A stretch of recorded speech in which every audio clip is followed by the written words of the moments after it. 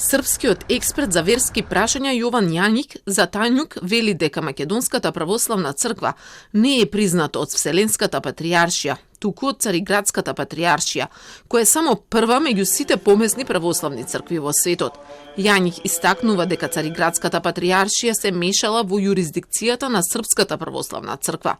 Професорот на правниот факултет во Крагуевац пак, Зоран Чворовиќ, по повод одлуката на Вселенскиот патријарх Вартоломеј, изјави дека само Српската православна црква има право да даде автокефалност на некој организацијски дел.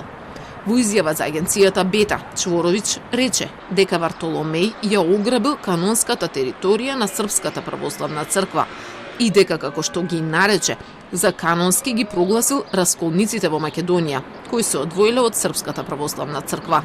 Вчера Руската православна црква соопшти дека ги признава исклучиво правата на Српската православна црква во Македонија. Тоа се нивни натрешни препукувања, ако смем тој термин да го употребам. Знаете ви дека Цариградска патријаршија и Московска патријаршија или Руска православна црква ги имат прекратено евхаристичко единство или не сослужуваат или односно Цариградскиот го се уште спомнува рускиот патријарх, меѓутоа рускиот патријарх сите оние што ги призна Украинска православна црква ги прекрати евхаристичкото единство. И бугарските медиуми потсетуваат за тоа дека пред неколку години МПЦ бараше Бугарската православна црква да биде прогласена за нивна црква мајка.